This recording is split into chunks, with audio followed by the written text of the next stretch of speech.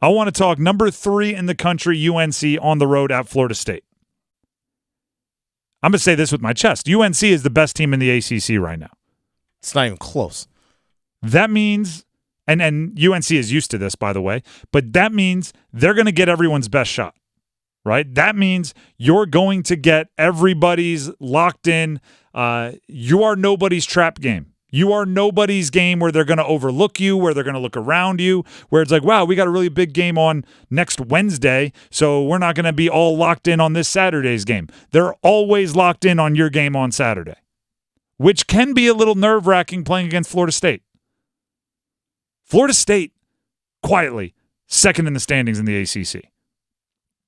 I actually think they're having a down year, but they're the second team in the standings in the ACC right now. Their leading scorer, Jameer Watkins, is just 24th in the ACC in individual scoring points per game at just under 14.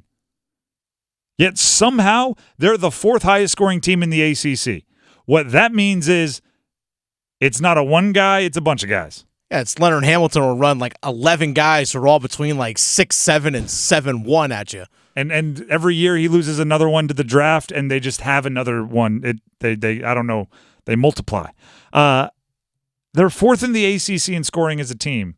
And if the stats I checked this morning are correct, their leading scorer averages 13.9 points per game.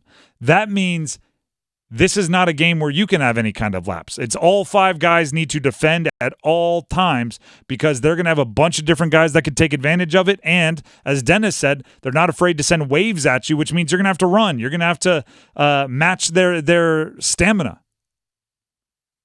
If you get their best, if you get Florida State's best, which you just heard me say, you're going to get everyone's best. They have a lot of different ways to attack. And on top of that, Leonard Hamilton has to have a couple tricks up his sleeves. The guy is 75 years old. He's been around the block a time or two. For reference, Coach K is 76. Leonard Hamilton is 75, still coaching. But I also have to add this, right? The Tar Heels are still so much better. Right? All of this is like everything I just said, and this is going to be true all year in the ACC. Right? All year in the ACC, it's going to be you're just looking for the booby traps. Right? You're just looking for the Home Alone traps. And what I mean by that is North Carolina, you're going to walk into every game as the more talented team, maybe other than Duke because they have a couple first-round picks on there and UNC really doesn't have the NBA talent. But